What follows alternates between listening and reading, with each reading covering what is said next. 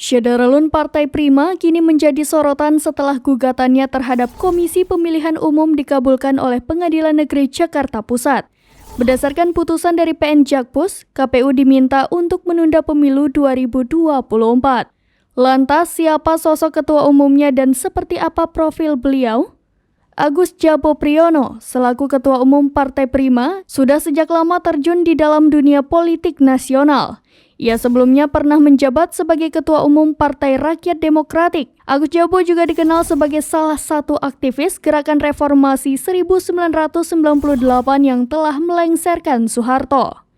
Mengutip dari tribunjogja.com, Agus Jabo memulai perjalanannya di dunia pergerakan dengan sebagai kader pelajar Islam Indonesia sejak SMA. Keaktifan berorganisasi terus berlanjut hingga kuliah di Universitas 11 Maret, Surakarta, Jawa Tengah. Pada 1996, Agus Jabo bersama kawan-kawannya mendirikan PRD.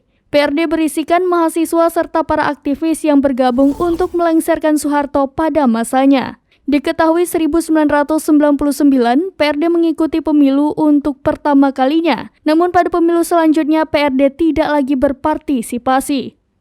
Diketahui, Partai Prima mengajukan gugatan perdata ke KPU pada 8 Desember 2022 lalu. Partai Prima merasa dirugikan oleh KPU dalam melakukan verifikasi administrasi partai politik yang ditetapkan dalam rekapitulasi hasil verifikasi administrasi partai politik calon peserta pemilu. Akibat dari verifikasi KPU tersebut, Partai Prima dinyatakan tidak memenuhi syarat dan tidak bisa mengikuti verifikasi faktual. Hal itu menyebabkan Partai Prima gagal menjadi peserta pemilu 2024. Dikutip dari tribunnewswiki.com, partai ini didirikan PRD bersama sejumlah golongan, seperti aktivis, pelaku usaha kecil dan menengah, tokoh Islam hingga anak-anak muda. Pada akhir 2020, Kementerian Hukum dan HAM kemudian mengesahkan Partai Prima sebagai partai politik.